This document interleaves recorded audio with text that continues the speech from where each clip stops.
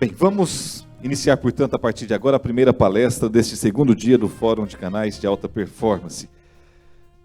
Para tanto, é com muita honra que nós convidamos Dr. Celso Camilo. O Celso, uma rápida apresentação, ele é mestre e doutor em Inteligência Artificial, professor da Universidade Federal de Goiás e da Carnegie Mellon University, consultor e palestrante com destaque para palestra na NASA JPL, coordenador de mais de 30 projetos de inovação, empresa-universidade, autor de mais de 80 trabalhos internacionais publicados, foi secretário de Ciência e Tecnologia de Goiânia e também é ex-subsecretário de TI do Estado de Goiás. Senhoras e senhores, para falar sobre inteligência artificial, Celso Camilo.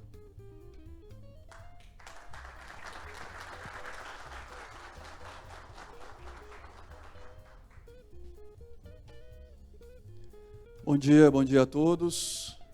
Agradecer aí o convite do amigo Rubens Filetti, prazer imenso. A gente estava conversando agora há pouco sobre os sims e os nãos, e ele sabe que não, eu não falo para ele. Então, mais um sim, em nome da amizade, do respeito e admiração que eu tenho pelo trabalho que ele faz também.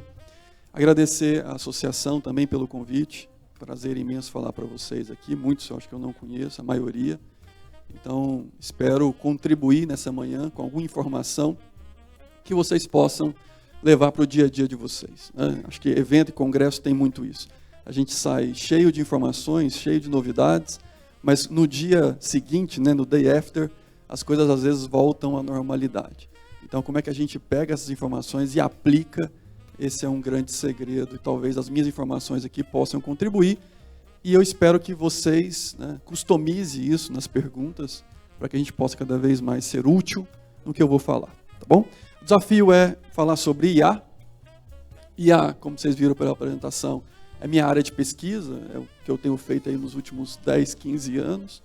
A IA é uma ciência, é bem extensa, evidentemente que eu tenho algumas especialidades dentro da IA, mas tenho feito alguns trabalhos. Então o papo aqui é muito mais para a gente falar do presente, né, do que do futuro e do passado.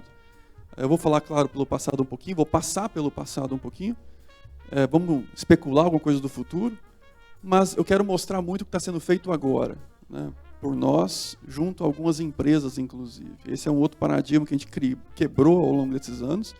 A gente tem feito muitos projetos com empresas brasileiras também, né, o que mostra um crescente amadurecimento dessas empresas, porque até então as empresas compravam muita coisa pronta de fora, e a gente consegue agora fazer P&D de qualidade com um conjunto muito grande de empresas, e eu vou mostrar algum desses projetos aqui também. Tá? Então, só contextualizando, introduzindo, que eu vou tentar ser muito mais, mostrar muito mais o que o presente consegue fazer, e claro, alguns anos à frente. Tá bom?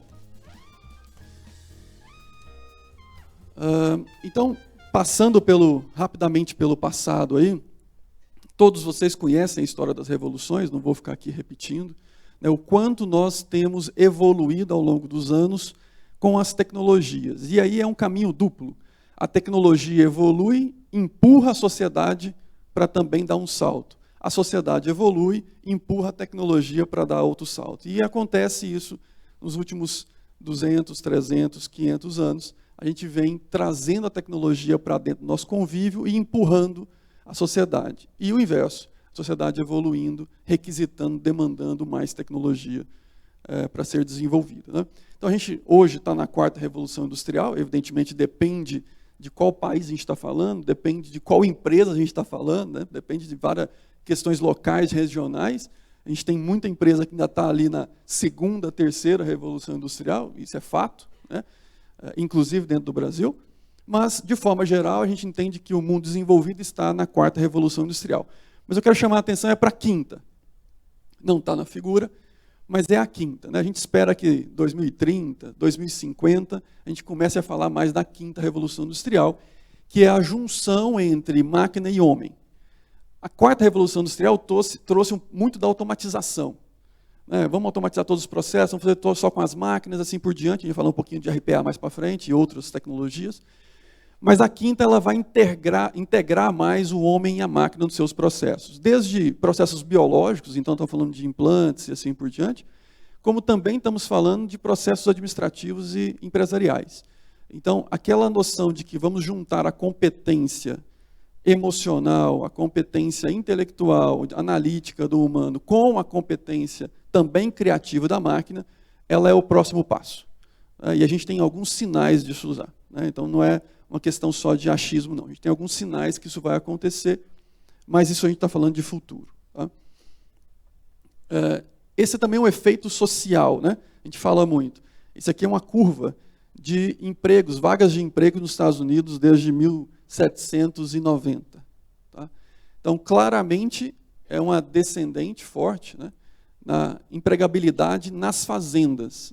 Efeito da mecanização, efeito da industrialização, efeito da automatização.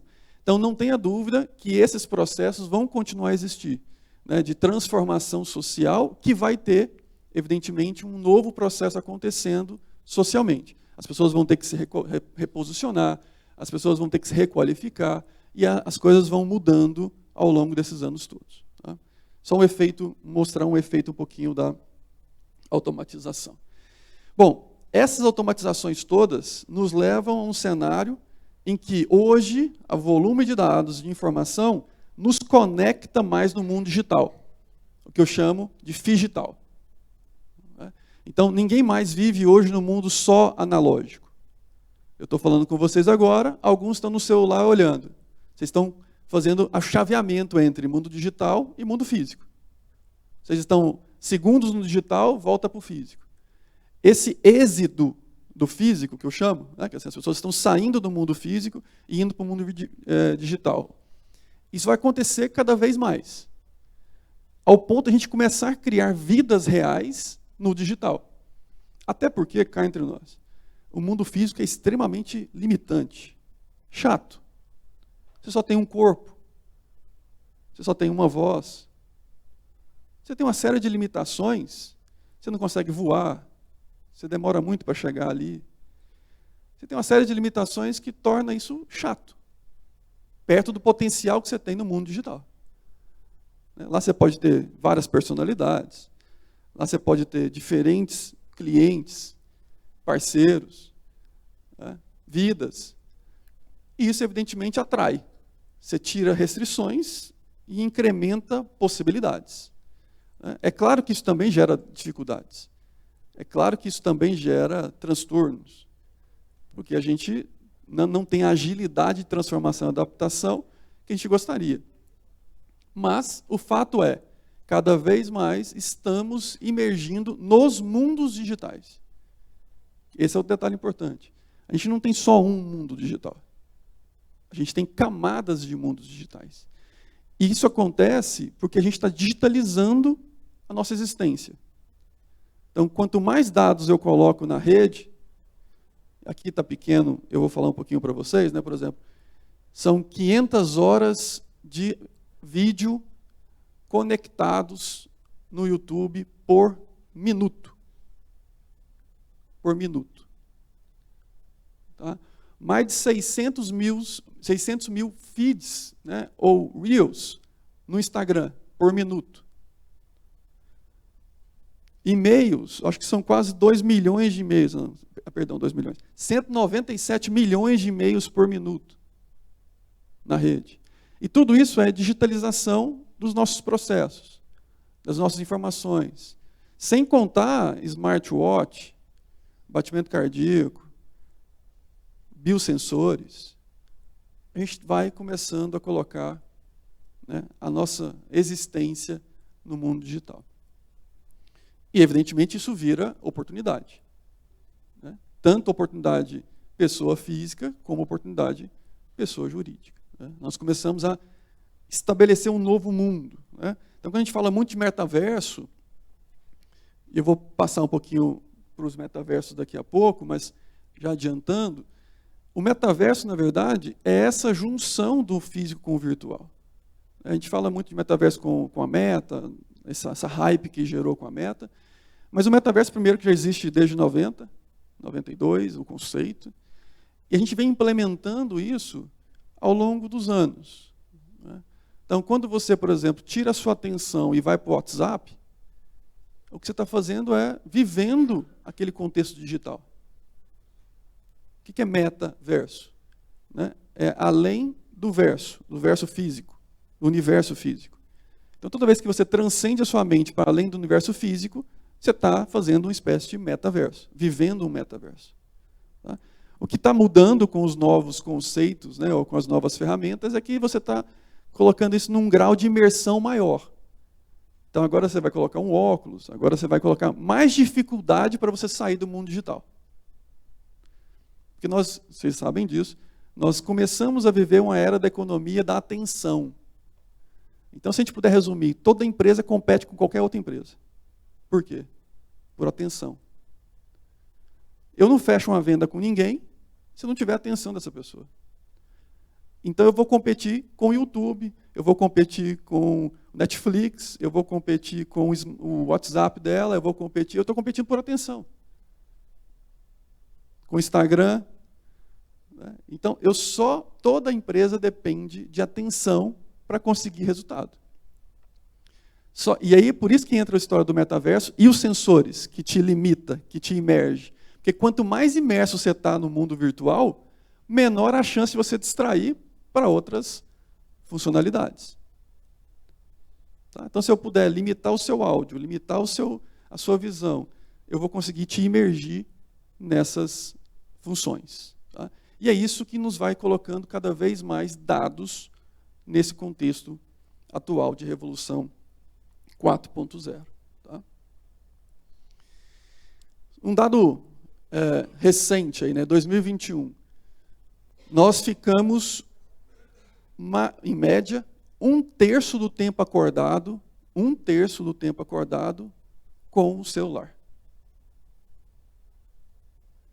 Se isso não é viver no metaverso, me avisem o que é. Então, hoje você já está um terço do seu tempo dentro do metaverso. Não necessariamente com óculos, não necessariamente com todos os sentidos instigados, mas você já vive o contexto do mundo digital. Tá? E é por isso que você vê situações como essa. Né? As pessoas no mundo físico parecendo um zumbi, mas no mundo digital aquilo está ativo, né? Produtivo, porque você realmente está vendo camadas diferentes desse acontecimento. Os metaversos, como eu disse, a Meta, né, trouxe a história das reuniões e tudo mais. Acho que isso aqui é mais um marketing para trazer, né, e tirar o foco de alguns problemas judiciais que ela tinha, mas estrategicamente antecipou o processo. Mas o fato é que reuniões, a interação, né, vai ficar um pouco mais diluída nesse processo do digital. Tá? As vendas também dos produtos e assim por diante. Vou passar rapidamente também pelas criptoativos, que é a forma com que você dá característica real de vida, sistema econômico dentro do mundo digital.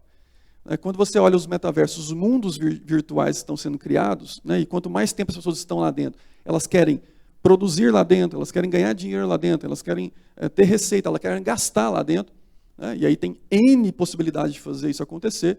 Inclusive, hoje em dia, a forma com que eu dou fluidez para esse processo econômico é por meio das criptoativos, por meio das criptomoedas ou criptoativos, no caso do NFT também.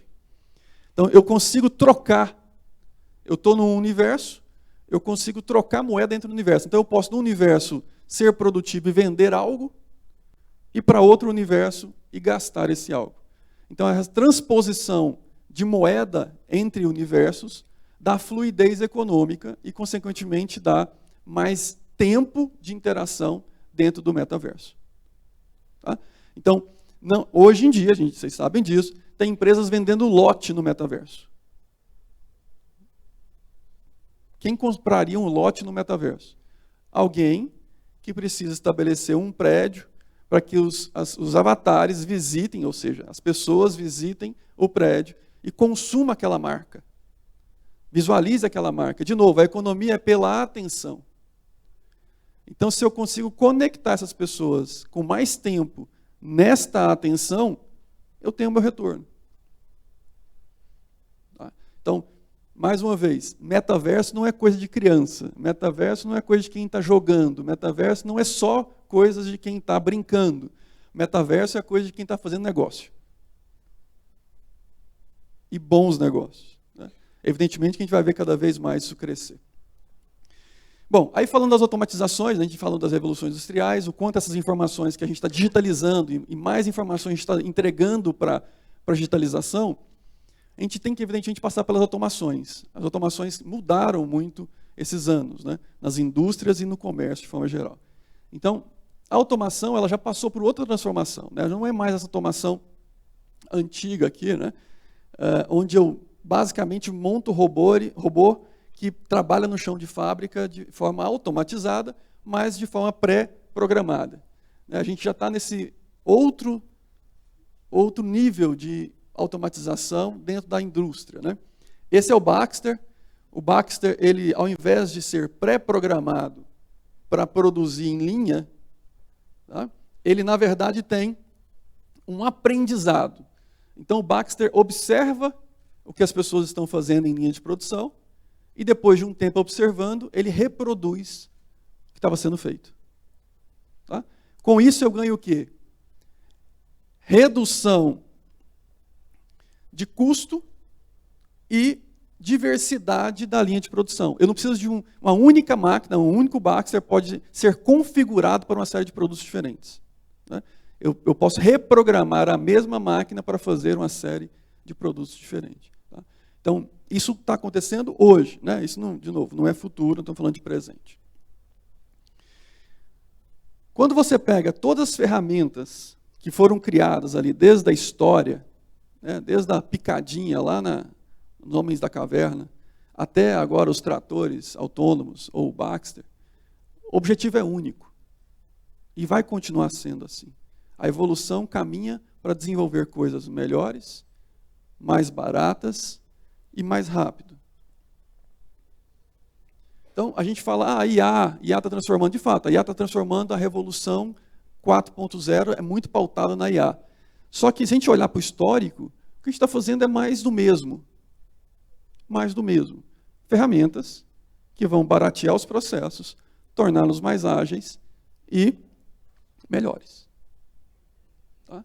Então, evidentemente, a gente está crescendo do ponto de vista tecnológico, está aumentando a complexidade das soluções, mas, no final, a gente está fazendo a mesma coisa que a gente fez com a picadinha lá na Homens da Caverna.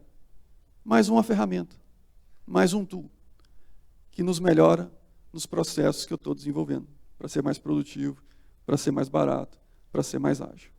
Tá? Falando em novidades, esse é o carro autônomo da Uber. O laboratório da Uber, essa cidade que está por trás é Pittsburgh, né? E a universidade que eu fui professor visitante é a Carnegie Mellon, que fica em Pittsburgh, então eu convivi com esses carros há algum tempo lá. Esse, para nós, ultimamente, é um dos suprassumo de aplicação de novas tecnologias, né, os carros autônomos. Por quê? Porque eles reúnem uma série de ciências e tecnologias e estão tentando ampliar a fronteira de aplicação dessas tecnologias. Tá? Então, quando a gente fala de automação, quando a gente fala de IA, quando a gente olha para os carros autônomos, muito dessas novidades e inovações estão presentes dentro dos carros autônomos. Carro autônomo também não é novo. Né? A gente já tem rally de carros autônomos assim, há 10 anos. É que as pessoas, de fato, não conhecem. Mas, então, carros autônomos não é novo. O laboratório da Carnegie Mellon University também não é novo. Né? Antes patrocinado pela Ford, depois agora pela Uber. Mas o fato é novo a sua capacidade de aplicação e interação no mundo real, né? na vida das pessoas. O carro hoje já andou, né, milhares de quilômetros sem nenhum acidente, evidentemente com uma pessoa no volante apenas por uma questão de legislação. Né? Por uma questão de lei, é obrigado a ter a pessoa no volante. Mas o carro já teve autonomia de milhares e milhares de quilômetros sem nenhum problema. Né? Isso estou falando do carro da Uber, mas tem outros carros interessantes também, Google e outras marcas. Agora, uma coisa super interessante, porque eu trago o exemplo da Uber. Porque, mais uma vez, a gente está tentando mostrar como a gente está conectando e coletando dados do mundo real e trazendo para o mundo físico, para o mundo digital, e usando isso. Vou dar o exemplo da Uber. Não sei se vocês sabem, mas vamos fazer um raciocínio rápido aqui. Qual que é o maior custo da Uber hoje? Motorista. RH. Como a maioria das empresas. RH. Beleza. A gente já entendeu que o potencial que a tecnologia tem para reduzir RH. Né? Headcount caindo. Mas beleza. Hoje a Uber depende de RH. O que a Uber faz com os celulares dos motoristas? Estão conectados nos servidores da Uber. Os celulares dos motoristas são sensores. São sensores de direção, são sensores de frenagem, são sensores de aceleração. E, por final, o usuário ainda dá mais uma informação, que é a qualidade da viagem. Então, quando a gente junta tudo isso, eu estou customizando o que era uma boa direção em cada cantinho do mundo que a Uber opera.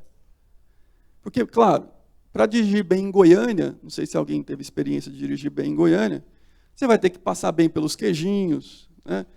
Se livrar de alguém tentando te atropelar. Tem uma série de habilidades necessárias para se dirigir bem em Goiânia. O que é muito diferente de dirigir bem em Pittsburgh. Tá?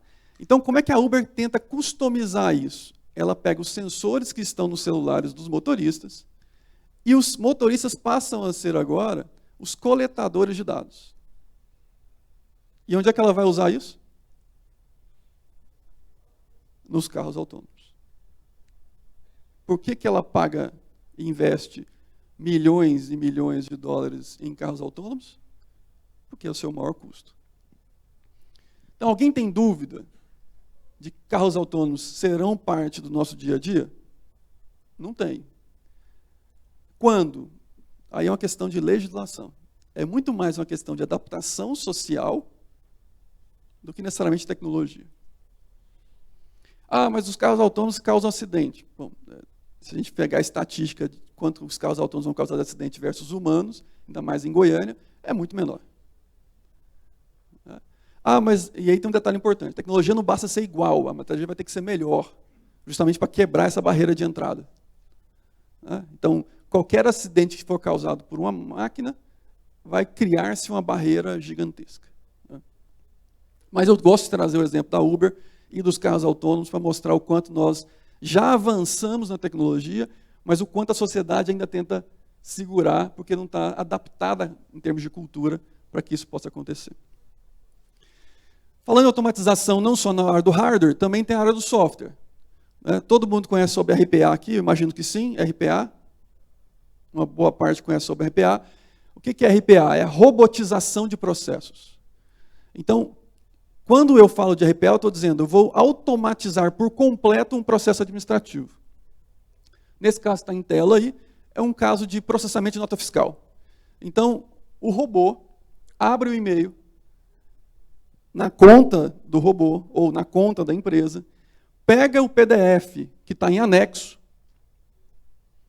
abre o PDF que está em anexo, que por acaso é uma nota fiscal, lê o PDF que está em anexo, entende o que está em anexo, abre o sistema da empresa, o RP, isso o robô fazendo. Loga no sistema da empresa, então o sistema da empresa não sabe que é um robô, para o sistema da empresa é um usuário comum, humano. Ele abre o sistema da empresa, vai nos menus, navega nos menus do sistema da empresa para fazer um lançamento de nota fiscal, entra na tela correta, lança os dados que estão no PDF do e-mail, salva, fecha o sistema, vai no e-mail, coloca na caixa de processados. Vocês já imaginaram a quantidade de gente no escritório de contabilidade que faz isso por dia? Essas e outras rotinas administrativas. Que simplesmente pega um documento, entende um documento, processa o documento, entrega o resultado disso em algum sistema. Ou planilha, ou e-mail. Então, não tenha dúvida. Isso aqui, o que já existe, na verdade, né? Isso aqui que já existe, vai ser e está sendo um grande transformador dos processos administrativos em todas as empresas. Todas. todas as empresas têm algum processo que pode ou cabe automatização, seja porque ele é mais simples, seja porque ele é complexo, mas ele é um complexo que também dá para padronizar. Tá? Então, veja, eu citei o caso do PDF, mas poderia ser uma imagem, identificação de algum elemento na imagem, poderia ser uma pesquisa na internet, e o resultado da pesquisa a ser processado. Poderia ser, se estiver falando de alguma coisa digital, teoricamente o robô consegue fazer. E, de novo, está pronto. Está pronto, gente. Isso aqui tem um monte de empresas que vendem as soluções. Eu não estou nem dizendo pronto na universidade, não. Está pronto no mercado. Qual que é a barreira? Cultural. Tá? Então, de novo, tecnologia não falta. Vou trazer agora alguns exemplos de algumas coisas que a gente mostra o potencial que a IA tem atualmente. Alguns que nós desenvolvemos com algumas empresas, outros que são exemplos, mas só para você ver o nível que nós estamos agora. Né? Muitos falam, é bacana, interessante, mas é lá nos Estados Unidos que acontece. É bacana, interessante, mas é daqui a alguns anos que vai estar na minha empresa. A grande verdade é, as pessoas estão tentando achar muletas para não ver a verdade. Né? A verdade está nua e crua. Tem um monte de tecnologia pronta, que algumas empresas estão usando para ter um diferencial competitivo, o unfair advantage, e outras estão esperando, que eu nem sei o que é, assim, esperando empurrarem. Né? Ou o mercado empurrar. O mercado dizer, agora ou você faz, ou você está fora. Só que aí pode ser tarde também, a gente sabe desse processo. A gente já viu esse processo antes. Não é novo essa história de ou faz ou está fora. Né? Não é de hoje. Então vamos começar. Tem uma teoria de que não, a IA só faz coisas que é burocrático, que é simples, repetitivo, menos complexo. Por exemplo, a IA não consegue ser criativa. Aí eu pergunto, defina criatividade para mim. Criatividade é pintar um quadro? É ser criativo? É fazer música?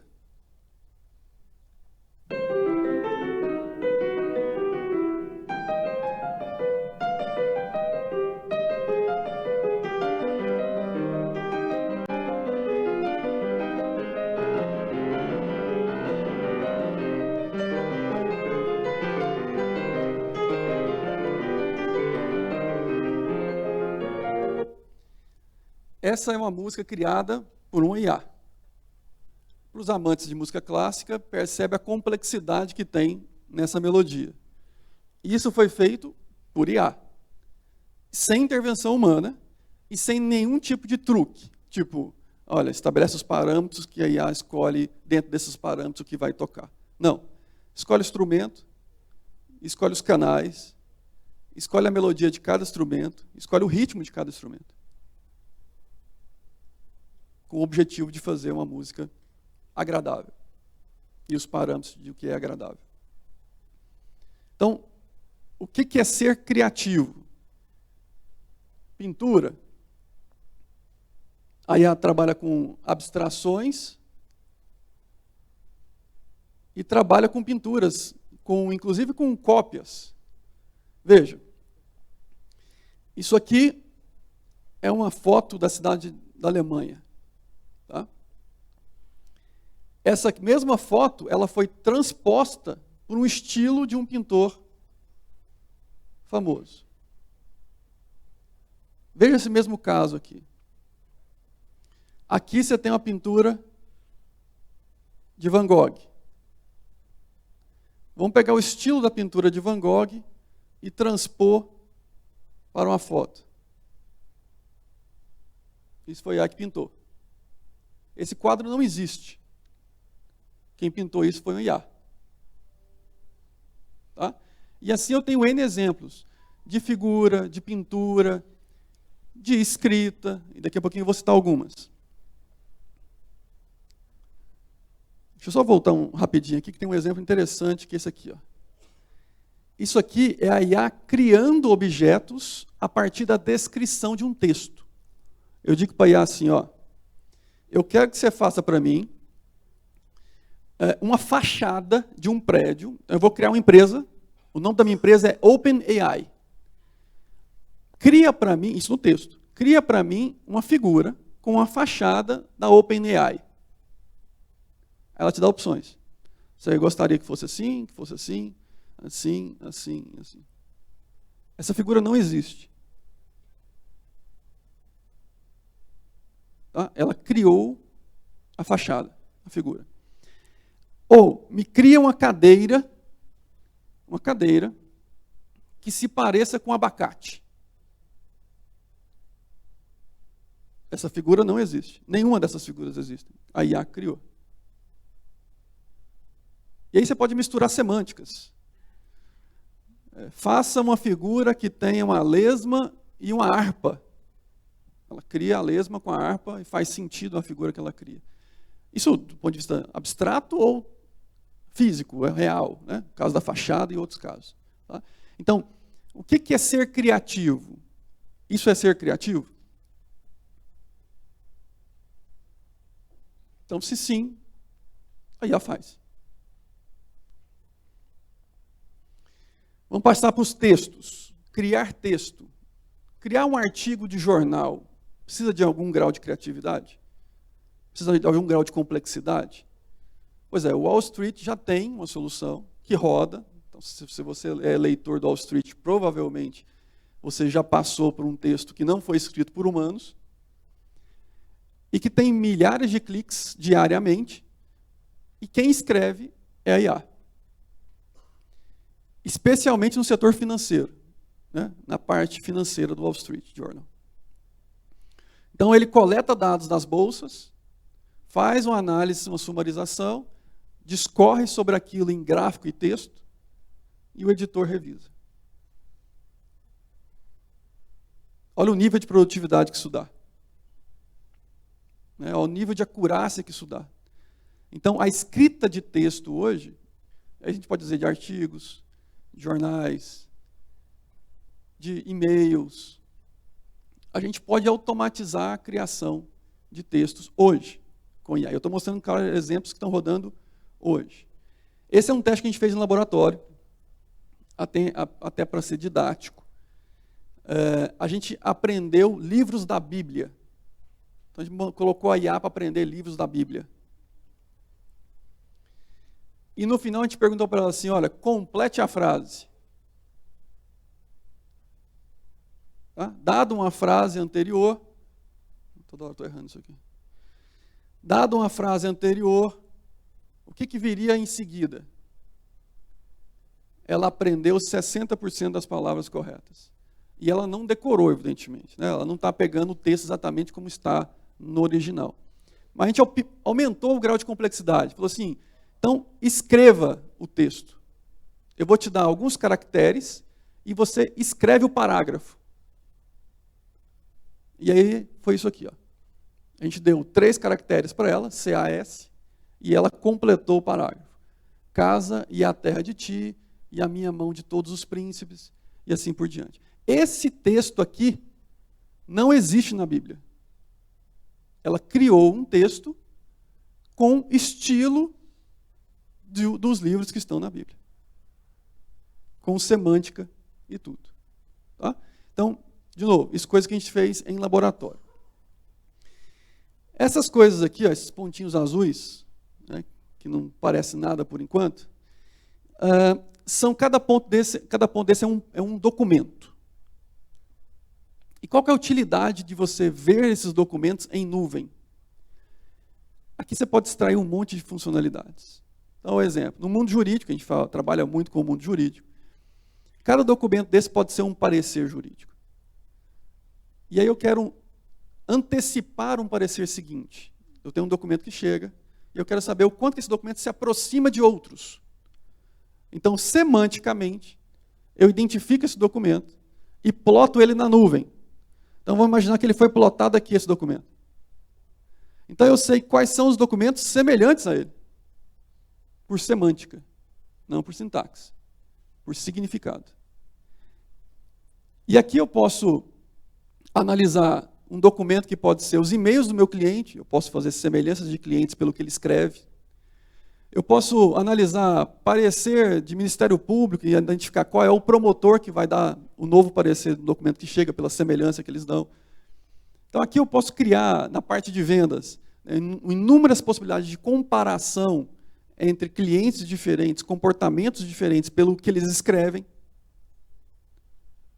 Ou dentro do RH, trabalhar como que os funcionários estão se portando, ou se comportando, ou se expressando de acordo com o que escrevem, o que a gente chama de análise de sentimento.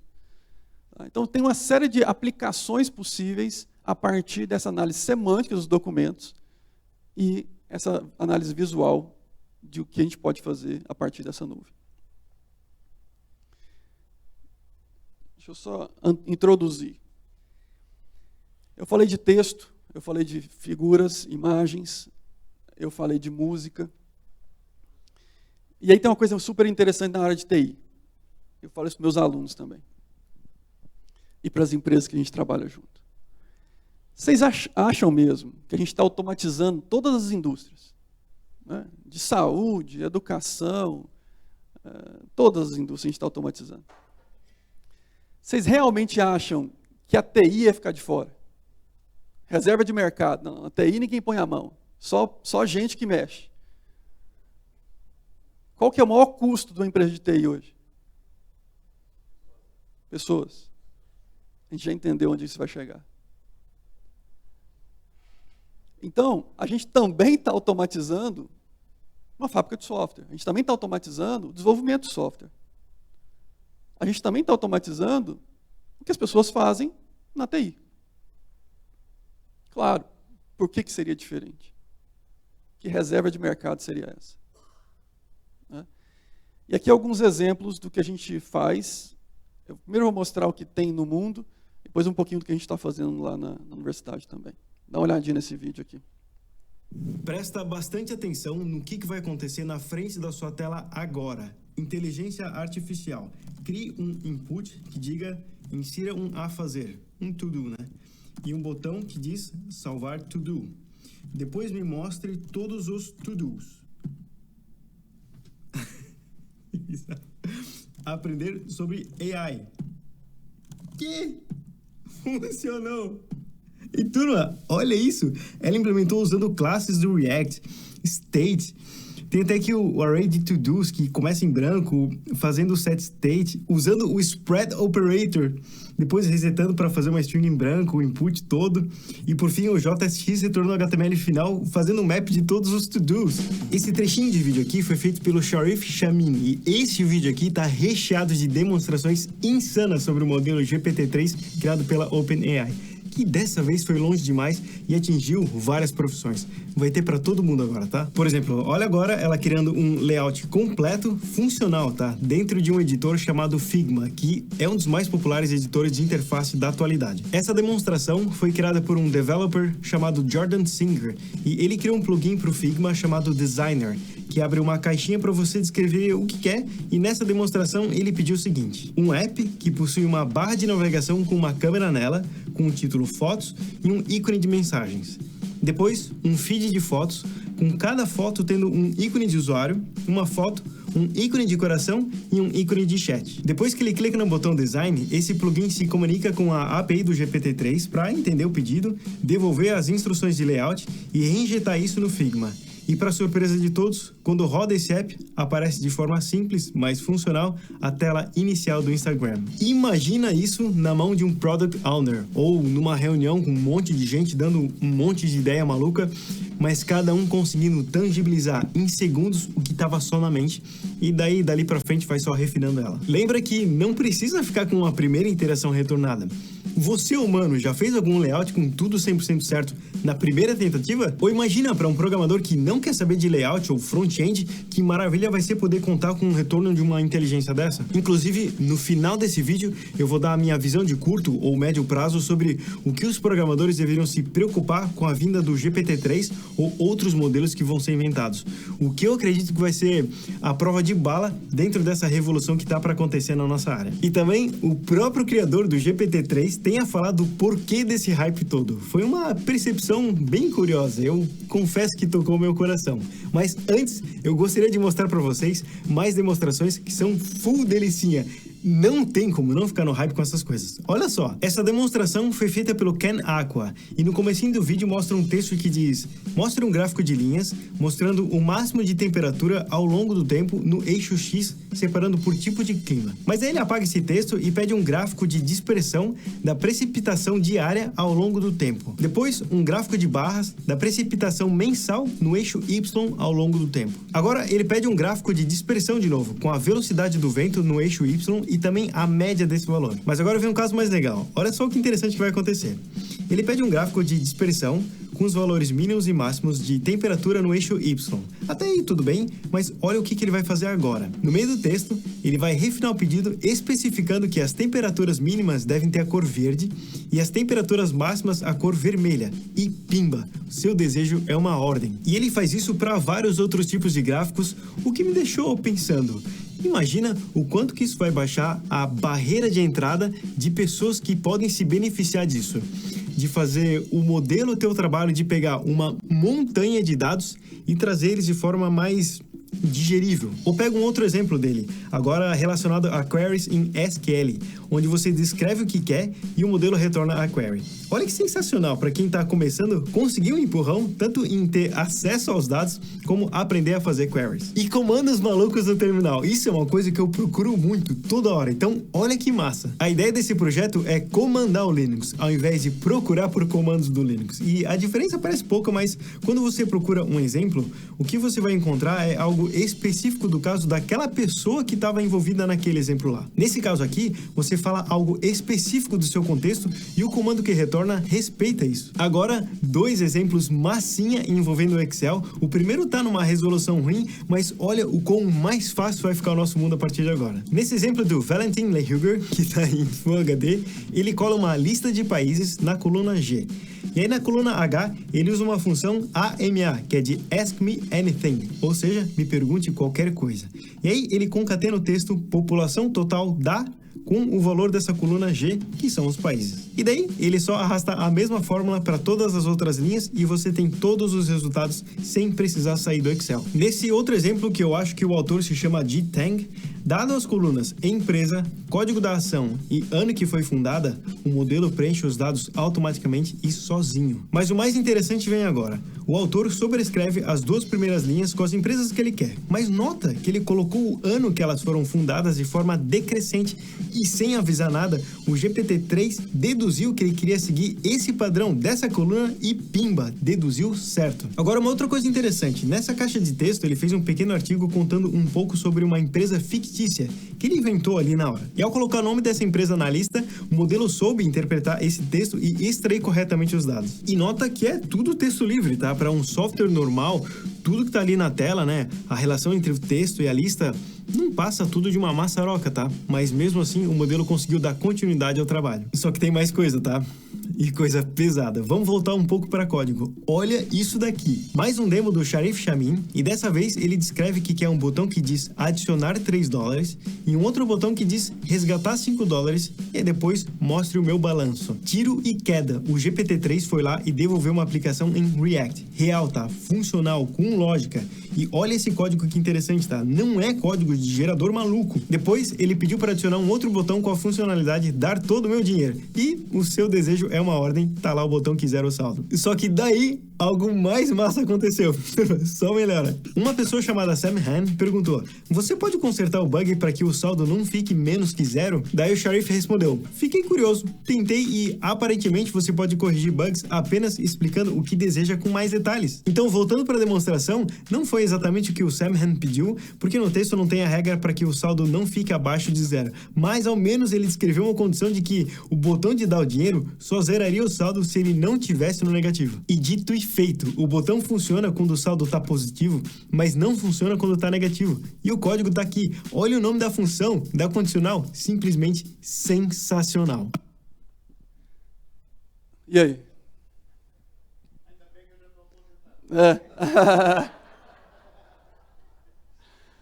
Ainda bem que tem gente que está mais tranquilo, né?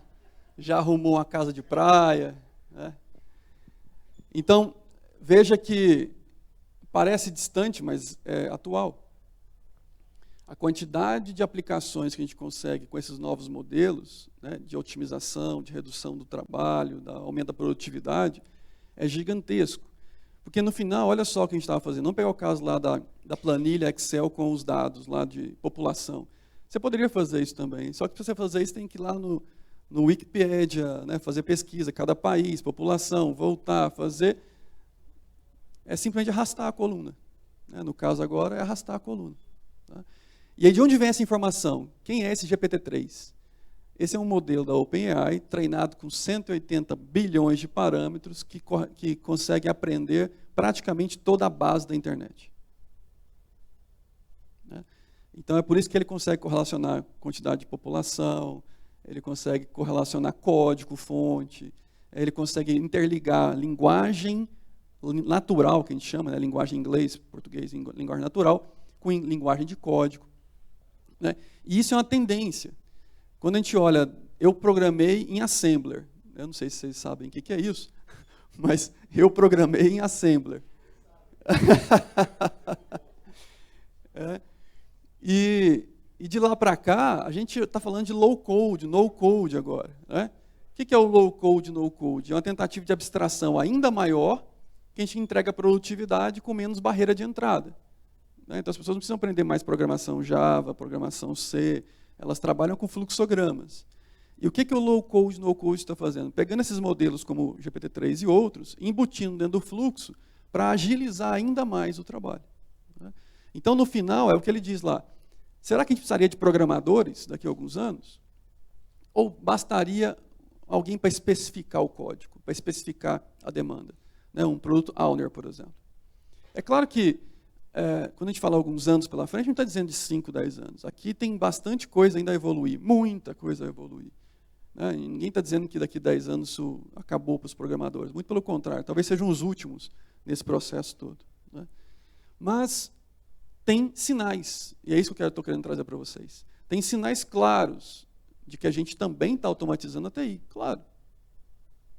Se a TI, o maior custo dela é mão de obra, é evidente que ela é alvo da automatização. E aí tudo bem. É questão de como adaptar. Né? Vai ser necessário adaptar. E a história da quinta revolução industrial. Lembra quando a gente começou lá no início? Da quinta revolução industrial, como é que eu vou integrar máquina e homem para os processos serem mais produtivos? Tá? Então a gente vai passar por isso. Tá? Então esse aqui já é um trabalho nosso. A gente tem um grupo lá, né, eu coordeno um grupo lá na universidade, que é um dos poucos no mundo, ultimamente tem mais, que trabalha com program repair, reparo de software automatizado. Né? Então, a gente corrige bug de software existente de forma automatizada.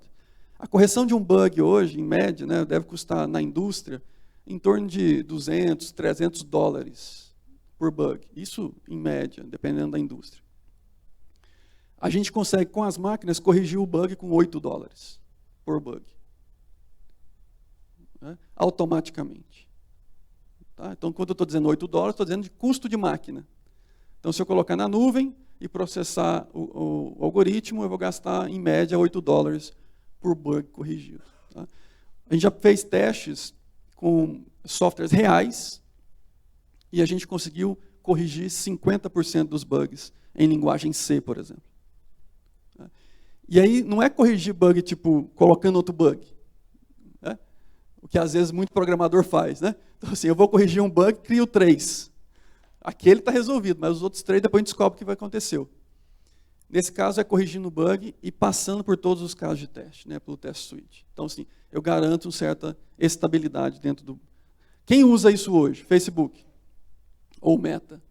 Né? A Meta comprou uma empresa de startup que veio da UCL, que é de Londres, que tem essa tecnologia embutida. Então, o Facebook hoje, para o mobile e para outros pipelines, ele já usa reparo automatizado.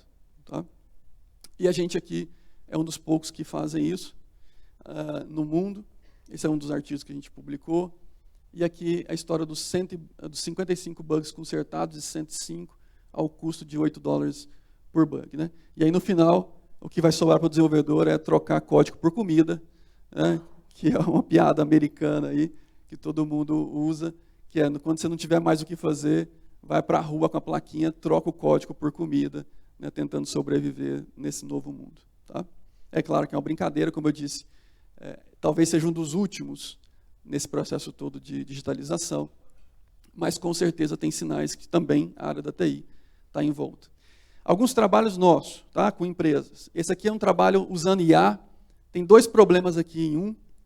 Aqui eu tenho um problema de predição de um evento. Então, quando é que vai acontecer um assalto? Onde vai acontecer um assalto?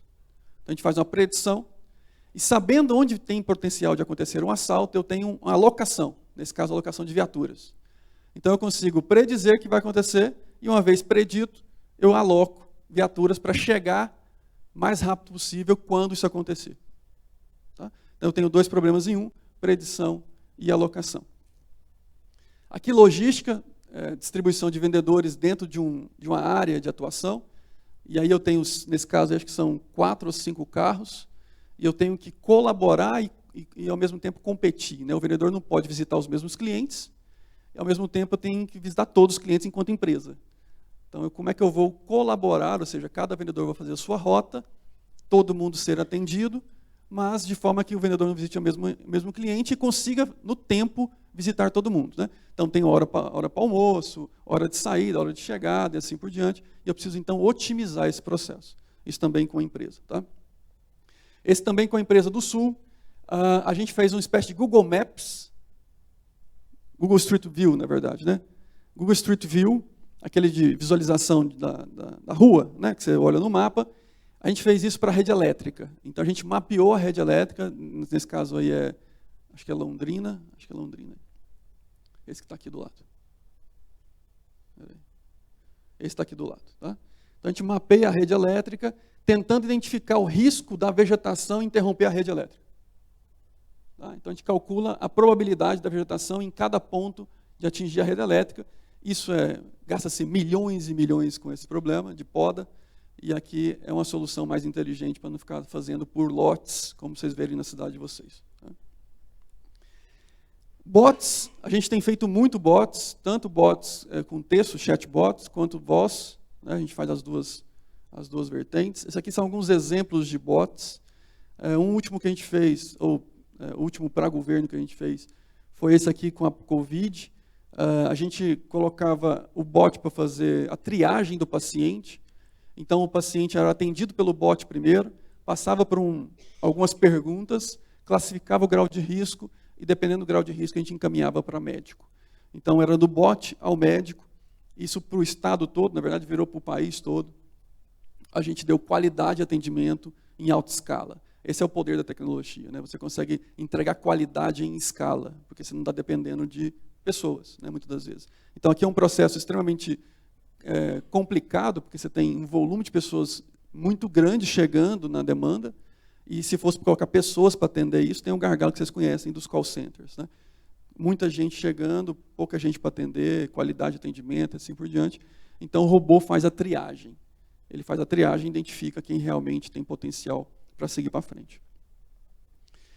Churn, a gente tem feito bastante coisa com churn. Né? Então, assim, predição de churn, saber se aquele cliente vai fazer churn ou não, né? Vai sair da base de cliente. Né? Churn é isso, é a taxa de pessoas que saem da base de clientes, normalmente de modelo de negócio recorrente. Quando você tem um modelo de negócio recorrente, você tem probabilidade de churn acontecer. Tá? Então, classificar esse cliente sobre o grau de risco dele sofrer churn, né? Fazer churn, é interessantíssimo para fazer abordagens. Então, o marketing pode classificar ouro, prata e bronze e fazer algumas abordagens em clientes com maior probabilidade de churn. Exemplo, né? Como a gente trabalha com algumas empresas. Isso aqui é recomendação. Esse aqui é um caso também real de uma empresa distribuidora de medicamento, e ela precisa colocar para o vendedor dela quais são os produtos que ele vai ofertar para cada cliente. Então, o vendedor, ao abordar um cliente, seja ele de campo, seja ele televenda, ele tem o produto em tela que ele vai ofertar para cada cliente. Então, nós estamos falando de uma venda customizada, automatizada. Então, o vendedor recebe em tela dizendo, olha, você vai ofertar esse produto para esse cliente nesse valor. Então, aqui está o combo, o mix de produtos que você vai ofertar, dada a característica do seu cliente, do comportamento do seu cliente, a recorrência do seu cliente e assim por diante. Tá?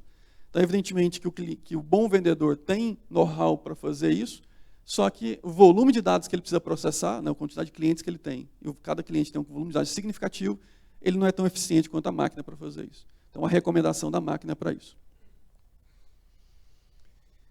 A área de educação, a gente tem feito bastante coisa também. A área de educação e a parte de sensibilização também. Né? Cada vez mais a gente vai ver esse tipo de situação, né? Especialmente nas novas gerações.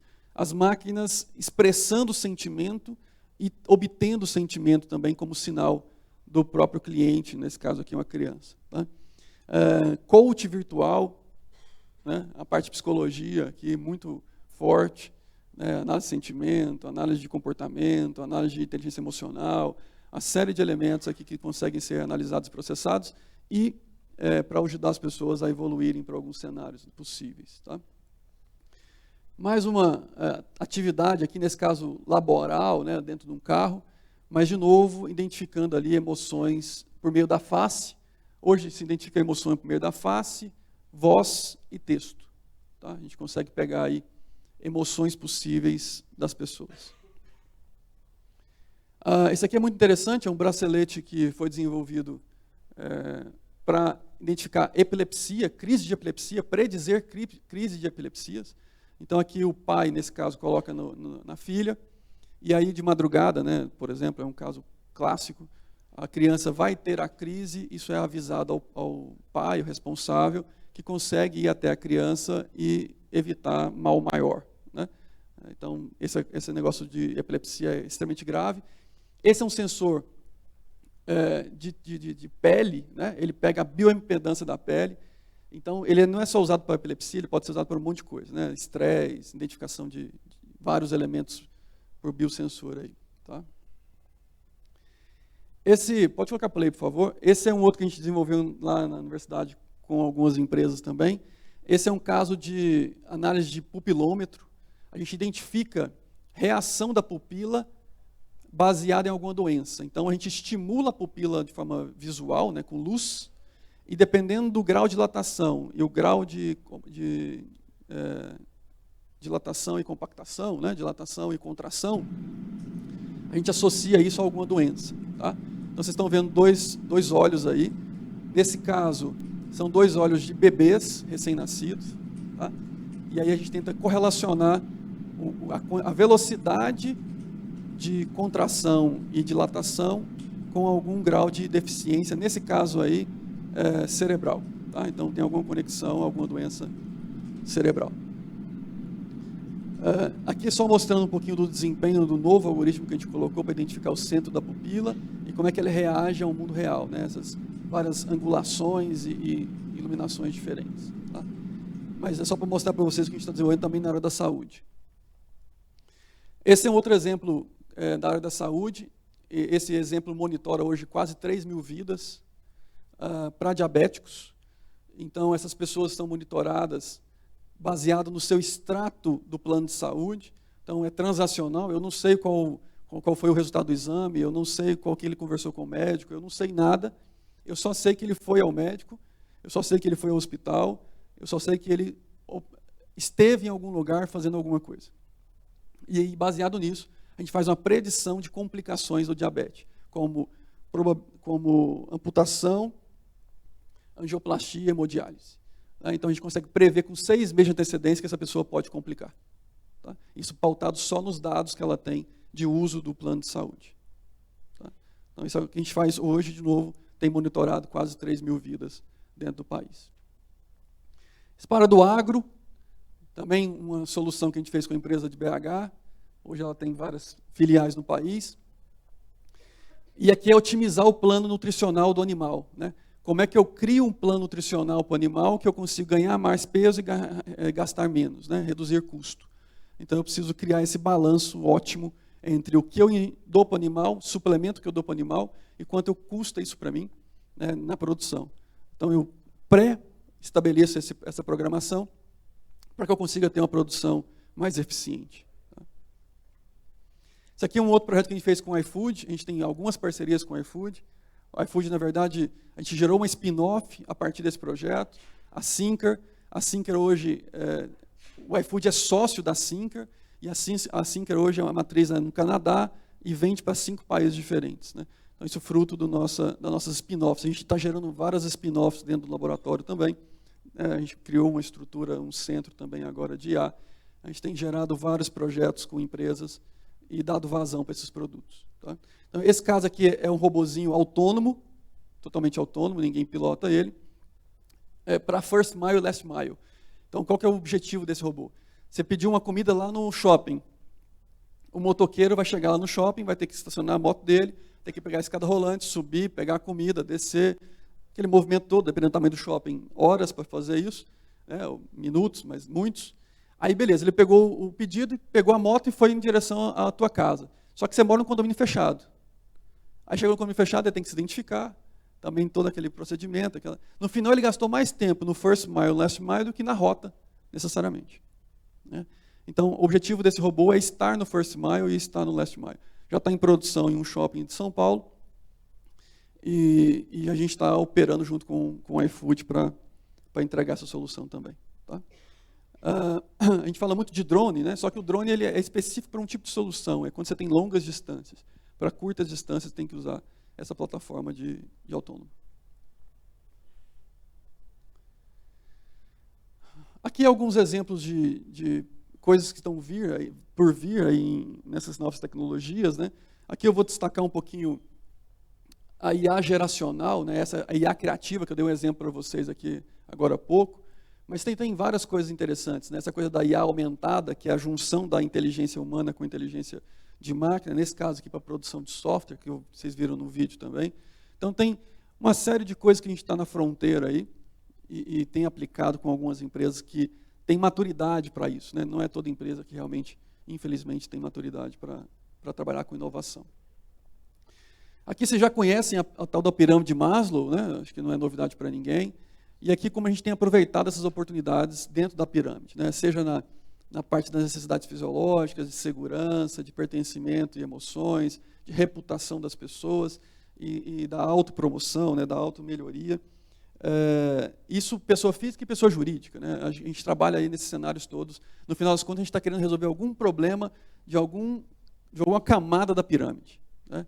A gente está, no final, resolvendo problemas, nós somos engenheiros, e por isso a gente identifica qual é a dor. Normalmente já tem que ser uma dor muito doída, muito latente, porque se não tiver muito doída, muito latente, não é prioridade, se não é prioridade, não tem investimento. Então a gente identifica qual é o principal dor e problema que a empresa quer atacar, e baseado nisso a gente tenta ajudar na solução. E aí, para finalizar, que eu acho que é bacana a parte das perguntas, é principal a parte das perguntas aí, no B2B, né, a gente tem trabalhado com algumas empresas B2B também. O que a gente tem percebido? O encurtamento das cadeias produtivas. Né? Então, hoje você tem, por exemplo, indústrias produzindo lá no varejo. Na verdade, a indústria deixou de ser indústria, né? Ela passa a ter loja lá no varejo. Tá? Então, impressão de roupa, ninguém mais vai ficar, né, uma parcela ainda é assim, uma boa parcela, mas vai reduzir bastante. A impressão de roupa, por exemplo, não faz mais sentido você fazer numa indústria centralizada, criar toda uma cadeia de distribuição, logística, custo, se você pode imprimir a roupa no varejo. Isso é produto físico. Você imagina nos infoprodutos, que eu acho que é o caso de vocês, que nem físicos são. Então, o achatamento da cadeia é iminente. A indústria vai virar varejo, o distribuidor passa a ter as suas funções questionadas. O canal tem que ter um relacionamento muito forte para justificar a sua presença junto ao cliente. Caso contrário, o cliente se relaciona diretamente com o produtor. Então, essas cadeias estão encurtando de uma velocidade muito grande. E a gente está dizendo isso porque a gente desenvolve soluções para essas indústrias ou para essas empresas que querem encurtar essa cadeia. Por que encurtar a cadeia? Porque se a cadeia é longa, eu estou deixando margem para trás. Cada elemento que tem na cadeia é uma margem a mais. É um FII a mais. Então, se eu consigo reduzir a cadeia, eu reduzo o custo e consigo, inclusive, passar parte desse FII recuperado para o cliente, aumentando a minha competitividade. né? Porque antigamente a gente segmentou muito, né? A gente teve que, como o trabalho era complexo e grande, a gente segmentava em várias camadas e colocava gente para fazer. E fazia sentido, porque ninguém queria fazer tudo. Era muita coisa para fazer. Mas agora não, agora está mais fácil fazer as coisas. E aí, se está mais fácil fazer, por que tem tanta gente fazendo isso? Eu vou reduzir a cadeia, reduzir custo, aumentar a margem. Tá? E aí, quem sobrevive nesse processo? Quem realmente pega na mão. Porque aí você tem que cada vez mais provar valor. E o cliente, o nosso cliente, ele está cada vez mais mimado. Essa é uma consequência das novas tecnologias. A sociedade ficou mimada. Hoje você está de madrugada em casa, pega o celular, pede uma pizza e ela chega em meia hora. Antigamente o povo saía para ir discar, fazer uma ligação telefônica na central. Né? Ninguém aqui é dessa época. Né? Mas olha a diferença do esforço. Então, cada vez mais você está mimado, você tá com as coisas mais fáceis na tua mão. E você é consumidor, você é cliente. Então, uma vez que você avança na facilidade, você não quer regredir. Alguém abre mão do controle remoto em casa? Alguém fala assim, chegou uma TV nova, eu vou jogar fora o controle remoto, eu quero ir lá, mexer toda vez que eu precisar.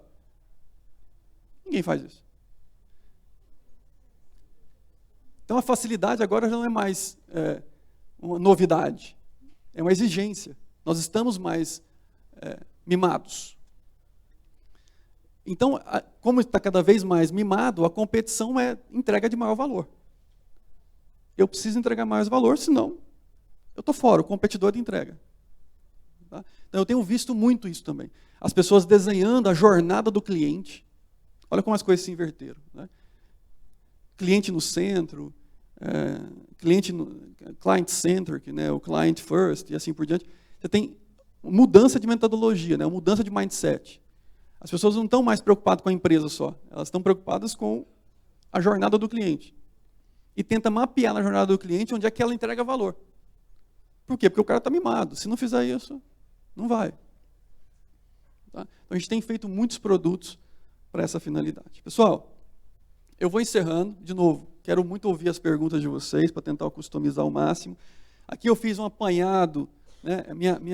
A minha missão aqui é complicada, né? Doída, porque eu tenho que falar de IA, que é uma baita de uma ciência, com um monte de coisas acontecendo em curto prazo de tempo. Mas eu queria muito ouvir a pergunta de vocês, porque eu acho que eu consigo customizar a partir das dúvidas de vocês a informação que eu posso passar para vocês. Tá?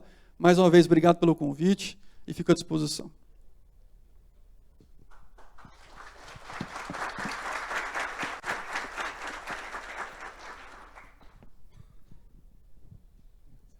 Olá, professor. Boa tarde. Aqui. Bom dia. Muito interessante, obrigado pela explanação, fantástico. Eu estava aqui pensando, na verdade, no livro do George Orwell, né, de 1984, que lá em 1948, se não me falha a memória, quando ele foi escrito, ele via uma realidade que na época parecia improvável, né? E hoje ela mostra uma realidade muito pesada, né? Muita comparação com o que está acontecendo e projeções do que pode vir a acontecer com o que essa automatização, essa inteligência artificial, ela pode causar. A gente tem visto na sociedade hoje uma manipulação muito grande por parte de mídia. A mídia manipula e a mídia não tem, na verdade, uma inteligência tão elaborada quanto o que nós estamos vendo que vai acontecer. Qual, na sua visão, o risco que nós temos, na verdade, de uma manipulação de pessoas, de empresas, através de uma inteligência artificial, que também pode ser manipulável, no futuro da sociedade? Seria mais ou menos por aí a minha pergunta. Muito bom, muito bom. O risco é total. Né? É mais uma ferramenta. Né? É uma ferramenta que ela é extremamente poderosa e precisa ser regulada. Caso contrário, é o mesmo poder que você tem de uma bomba atômica. Assim. Existe a ferramenta, existe a aplicabilidade, existe o impacto. Se eu não regular o uso dela, o efeito pode ser estrondoso. Né?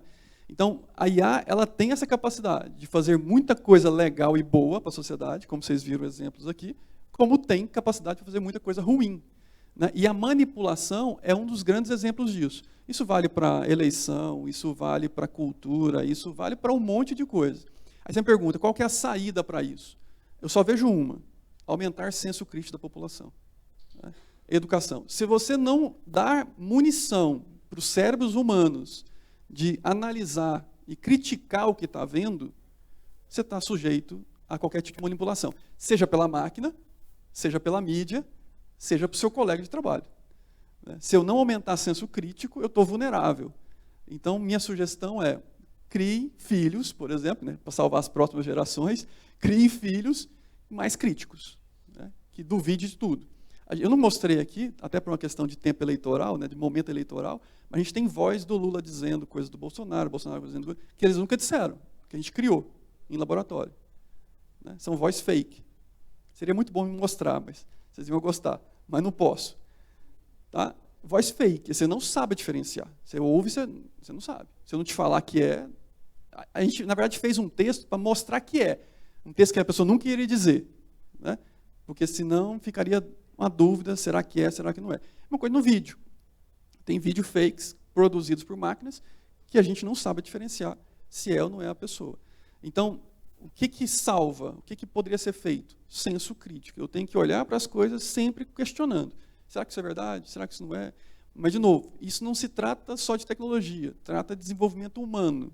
Né? Senão as pessoas passam a ser suscetíveis a qualquer conversa, seja de rede social, seja... Né? Aí não é só a IA, é qualquer manipulação de comunicação. Ô Celso, parabéns aí pela apresentação, muito Obrigado. legal mesmo. Eu tenho dois questionamentos. Né? Um deles, eu tenho uma empresa e a gente fez um projeto de TI para fazer projeções de cenários futuros para as empresas. Uhum. Né?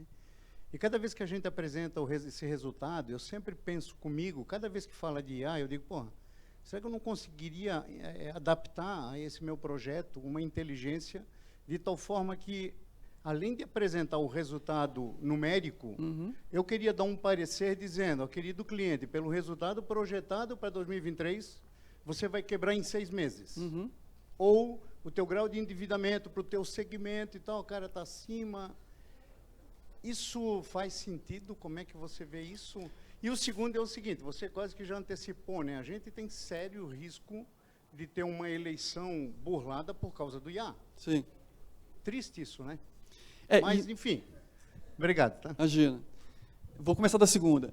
E essa questão da burlada não é necessariamente por problemas de urna, não estou falando disso. Eu estou falando de manipulação mesmo, de convencimento de coisas que realmente não são reais. Né? Até porque a realidade é uma coisa meio... Né, de tanto você... a mentira contada várias vezes se torna uma verdade, porque daí saber o que é verdade e o que é mentira fica ruidoso. Né? Então, assim, de fato tem esse risco da questão eleitoral, mas, de novo, qualquer comportamento humano. Tem risco a forma que os teus filhos vão ver o mundo daqui para frente, tem risco da forma que você vai viver daqui para frente, tem risco de manipulação de todos os jeitos. Mas eu não quero trazer isso só para a IA, acho que a IA não é só culpada disso. Mas voltando para a primeira pergunta tua, total sentido. De ter, né, um dashboard dizendo para o cara, olha, tenho aqui um prognóstico ruim. Né? Tem a notícia, você pode dizer para ele, tem notícia boa e notícia ruim. A notícia ruim é que você vai quebrar em 6 meses. Aí o cara fala, tem boa? Tem, dá tempo. Né? Dá tempo de você fazer alguma coisa. Mas é melhor você avisar ele com 6 meses do que esperar acontecer e aí ele não ter o que fazer. Né? Então, tem total sentido. Dependendo dos dados que você está trabalhando, é possível fazer algum tipo de predição nesse nível. Né? Inclusive, dando um parecer textual. Você pode até transformar isso em voz também, se ele achar mais bonitinho ouvir a voz de alguém. Né? Pode transformar em voz. Mas, assim, o fato é que você consegue dar um parecer textual, dizendo, olha, isso acontece, acontece, acontece. A gente está fazendo para a médica, por exemplo, né? Que é uma área extremamente sensível, porque quem assina no final? Né? Porque se avisar para o cara que ele vai quebrar e ele não quebrar, é uma coisa, é um susto, é uma baita de um problema. Mas se falar para o cara que vai morrer e ele não morrer, quer dizer, e não tem realmente aquela doença, não tem aquele problema, é outro nível de compromisso, né? Então, na saúde é ainda mais complexo esse tipo de situação. Mas a gente tem feito isso e isso é possível. Na verdade, só complementando o que você está falando, hoje a gente trabalha, das 30 empresas ativas hoje conosco, a gente tem 30 projetos ativos hoje, tá? Com empresas, 30. Eu acredito que 90% seja da área empresarial, assim, administrativa empresarial, né? Seja financeiro, seja logística, seja agro. Então, pouco é da saúde, porque a saúde ainda anda mais devagar, né? Ou seja, a gente tem feito um portfólio gigantesco com essas empresas que têm exatamente esse tipo de problema. Quero predizer algo, quero facilitar a operação, quero reduzir custos, assim por diante. Uma coisa que a gente se orgulha muito de ter feito, a gente consegue hoje, nos últimos 2 anos, que é um dado importante para vocês entenderem isso. Porque muita gente fala assim, o cara é da universidade, o cara está lá no mundo da Lua, né, tipo, naquela bolha da universidade e tal. E, na verdade, a gente está há muitos anos fazendo coisas reais, né, antecipando, inclusive, para os empresários, para eles acordarem e anteciparem a inovação dentro das empresas deles. Hoje a gente fatura, em dois últimos anos, a gente faturou quase 50 milhões de reais. Né? Isso no laboratório. Projetos com empresa. Nos últimos 2 anos, 50 milhões de reais, isso econômico e financeiro, só financeiro em torno de 30 milhões.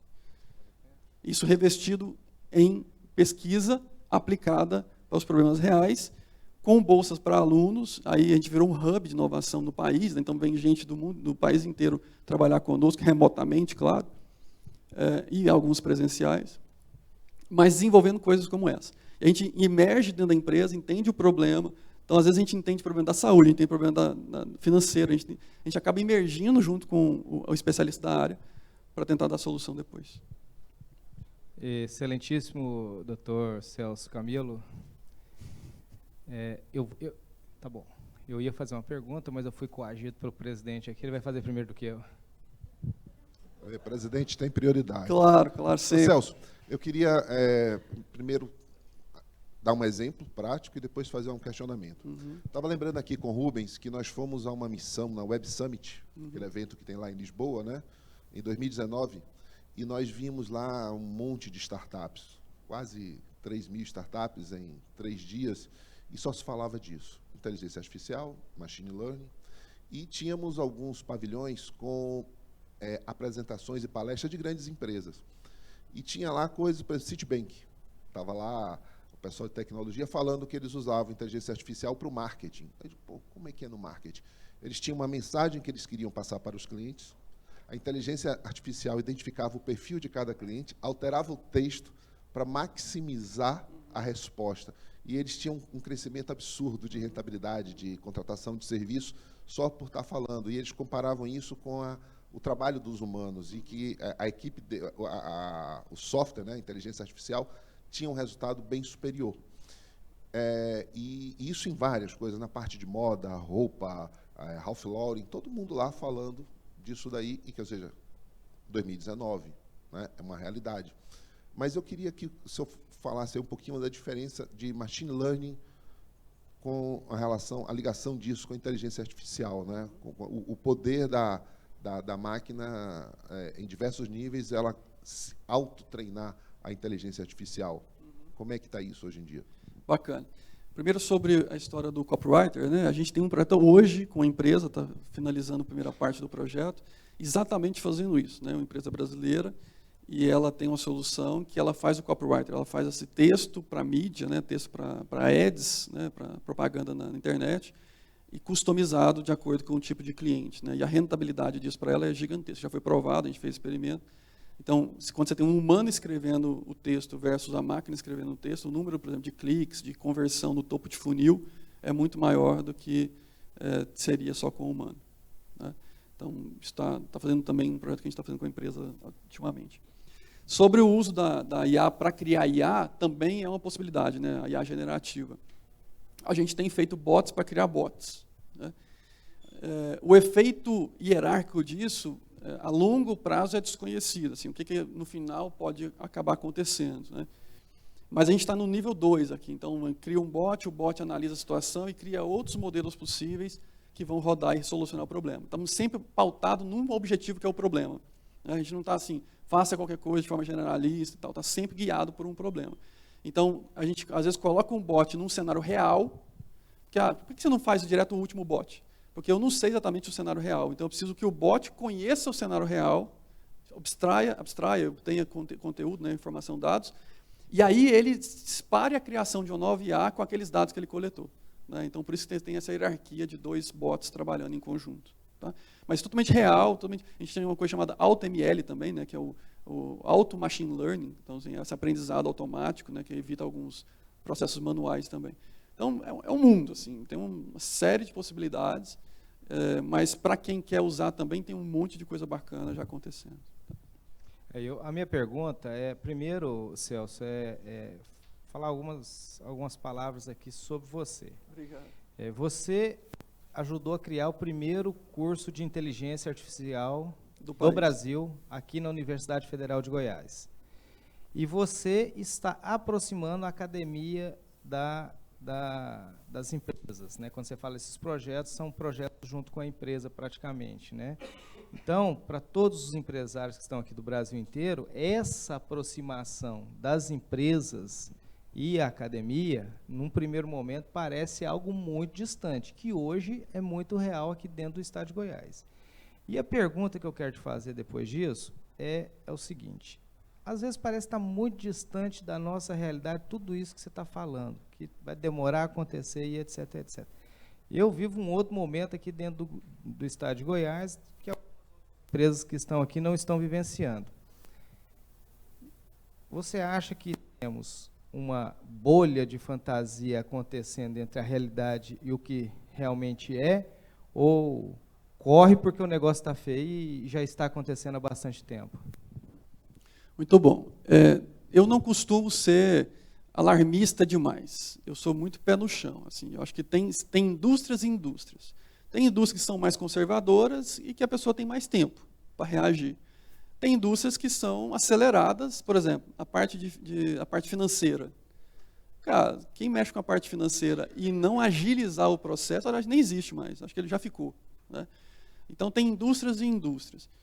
Na média, né, se é que eu posso tirar uma média com um desvio padrão altíssimo aí, na média, as pessoas estão esperando mais do que deve. Então, se eu pudesse dar um alerta, não espere cair no colo, porque quando cair no colo pode ser tarde demais. Tá? Antecipe. Tente beber água limpa. Eu acho que o processo está muito acelerado. E aí pode ser que uma indústria que está lenta, ela acelere, né, o padrão dela de evolução e você espere aquela lentidão e pode ser tarde demais. Então, de forma geral, de novo, eu não gosto de ser alarmista, mas de forma geral precisa acelerar mais, especialmente os empresários brasileiros. Quando a gente olha para o mundo, que o mundo está fazendo, há uma lentidão, né? Uma lentidão maior em média do que muitos empresários internacionais. E por razão de competitividade mesmo, sabe? Quando a gente olha o próprio ranking do Fórum Mundial Econômico, né? Quando você olha o próprio ranking do país, você vê que a competitividade do país é muito baixa e a razão disso é o ranking de inovação. Quando você olha para o ranking de inovação, ele também é baixo proporcionalmente ao ranking de competitividade. Então, quanto mais inovação, com certeza, mais competitividade. Isso não sou eu que estou dizendo, isso é um mundo que diz com várias provas disso.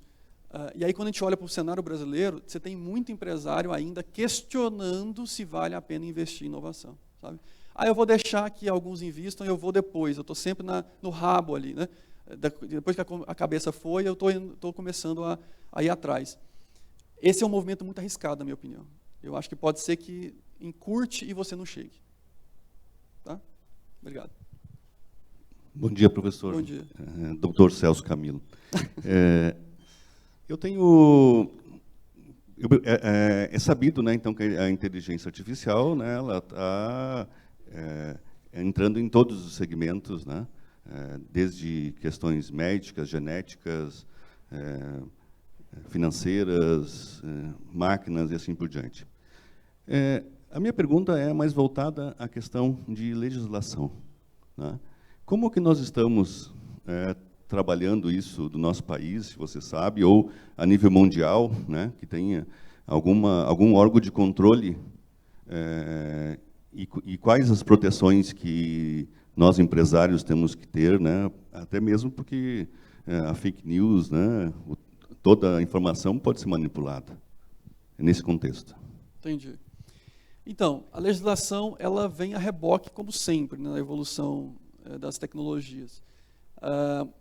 Eu tenho um receio muito grande quando a gente fala de normatizações, porque normatizações por pessoas que às vezes não têm domínio do assunto, elas podem ser extremamente danosas para a competitividade do país. Então, de novo, inovação gera competitividade. Se eu travo a inovação por meio de legislação, eu estou travando a competitividade do país, né? Ao mesmo tempo, eu acho que é uma ferramenta extremamente poderosa e que carece de algum olhar de legislação para ela. O país já tem uma legislação nesse sentido. Eu não acho que ela seja boa, ótima, mas também não atrapalha. Assim. Então, por enquanto, está bom do jeito que está. Podia ser pior, né? Meu receio é que pode ser pior. Então, do jeito que está bom. Eu acho que tem pouco know-how para fiscalizar também, né? Então, agora sim, do ponto de vista empresarial, acho que a principal lei relacionada à IA é a LGPD, que vocês de fato têm que se preocupar e que a gente tem que preocupar dentro dos projetos também, né? Que eu acho totalmente legítimo a preocupação em cima da LGPD, porque isso passa a ser patrimônio, dado é patrimônio, né? Acabei de falar do metaverso e tal, o quanto a gente está digitalizando a nossa vida. Então, isso tem que ser cada vez mais legislado mesmo e controlado. Agora, controlado no sentido de não dar publicidade, né? No sentido de não dar transparência numa coisa que é pessoal. Mas, do ponto de vista da legislação, no mundo, tem vários tipos de legislações. As melhores que eu conheço são as legislações propositivas. Se você pegar ali, os grandes da IA, China, Estados Unidos, Alemanha, Reino Unido, todos eles têm política nacional de IA bem desenvolvida. Não é só ter o texto, porque aqui no Brasil também tem uma política, mas assim, fora da aplicação, da realidade. Mas nesses países já colocaram como questão de soberania nacional. Né? Ao tamanho da ferramenta. É uma questão de soberania nacional. A China já colocou que até 2030 ela vai ser a primeira no mundo em IA, e pelo andar da carruagem vai ser mesmo, né? Pela forma de investimento, pelo que está fazendo. Então, vocês sabem que a China não brinca em serviço, ela realmente está investindo pesado nisso, dado o potencial da ferramenta. Tá bom? Bom dia. Parabéns pela apresentação. Obrigado. E obrigada, né, pelos esclarecimentos. Eu quero ser bem breve em relação à saúde. Você trouxe algumas informações relacionadas a IA utilizada, principalmente em relação à Covid, e é sabido, né, o quanto que isso acelerou e ajudou dentro do processo. A minha pergunta, professor, é em relação à saúde mental. Nós sabemos e é sabido que existe projetos dentro de plataformas, né, pública, né, que sinaliza comportamento, analisa e desenvolve, faz algum encaminhamento. Do ponto de vista privado mesmo, do setor público ou dentro dos próprios projetos, se tem algum projeto ou algum exemplo que você poderia citar, sabemos que a IA ela pode ser utilizada em relação a isso, em relação à prevenção, principalmente as questões relacionadas a autoextermínio, depressão, as questões de saúde mental de modo geral. Nós vivemos a quarta onda, né, da pandemia, um problema de saúde pública, as questões de saúde mental, mas isso é muito velado, é pouco discutido, é pouco falado. E sabemos que, em relação, por exemplo, ao autoextermínio, que 99% dos casos, se tratado em tempo, se corrigido em tempo, ele pode ser evitado, e aí a gente tem uma série de benefícios em relação a isso. A minha pergunta ela é muito básica e simples, no sentido de, dentro da área da saúde, se há algum projeto, se você tem algum exemplo para citar, especificamente dentro dos seus estudos, da parte prática que nós vivemos e sabemos de empresas privadas, são casos muito restritos, a tecnologia ela pode ser utilizada. Como que você vê isso? Se tem, poderia compartilhar com a gente? A princípio é isso. Eu sou Marilene, desculpa, não me identifiquei, sou da área, sou psicóloga, trabalho com isso já há bastante tempo, e esse é um assunto de muito interesse para a gente em relação a esse tema. Obrigada. Muito bom, obrigado pela pergunta. Saúde mental, a gente não tem nenhum projeto com o laboratório, mas eu tenho falado muito sobre isso em alguns lugares, alguns espaços que eu vou, muito. Especialmente quando a gente fala de metaverso, quando a gente fala de digitalização, dessa questão da personificação, né, da digitalização da pessoa. essas coisas todas, a gente tem falado muito sobre o impacto possível que isso gera nas pessoas, né? E não tenha dúvida, eu acho que a gente vai precisar cada vez mais de ferramentas, inclusive com IA, que nos apoie nesse processo de mudança cultural e mudança de sociedade. É claro e nítido, isso eu vejo nas minhas filhas, eu vejo nos meus alunos, eu vejo nas pessoas que eu converso, o quanto as pessoas mudaram com o uso das redes sociais, o quanto elas mudaram no ambiente de trabalho, mesmo antes da pandemia, né? Na pandemia é só mais um complicador desse processo todo. Então eu tenho falado muito, especialmente na educação de crianças, assim, quando o uso dos celulares, né? Porque a gente vai para a rádio, para a TV, e a pergunta sempre é com relação à educação dos filhos. Tem que ter controle parental, né? Então, assim, são coisas que a gente está tentando mostrar a necessidade para evitar um mal maior, mas não tenha dúvida, a gente vai passar por gerações extremamente afetadas psicologicamente, até a gente começar a ter uma noção de controle, de autocontrole, né? Eu tenho lido alguns livros de neurociência, e é justamente a história do sequestro da amígdala, né? Eu não sei se vocês sabem o que significa isso. Alguém já levantou a mão lá, eu sei. Sequestro da amígdala. Então, assim, é quando você... A amígdala é a parte central do cérebro, né, a parte primária do cérebro, e que faz o disparo, feito lá para o homem da caverna fugir dos leões, né? Então, assim, é o disparo da adrenalina, é o disparo da reação automatizada, e aquilo, quando acontece, ele sequestra seu cérebro. Não tem mais nenhuma região que é prioridade, a não ser aquela área da amígdala. E aí, a única que tenta controlar aos poucos é a frontal, né, a pré-frontal. Você tem o hemisfério direito e esquerdo, os dois tentam controlar o disparo da amígdala. Mas é tardio, já é depois que aconteceu o disparo.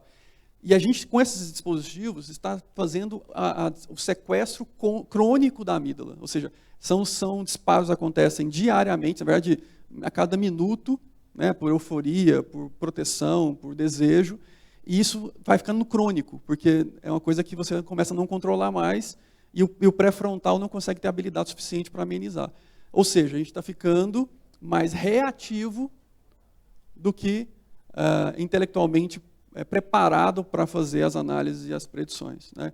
Então, esse controle, a falta de controle é fruto muito dessas ferramentas que a gente está usando sem controle.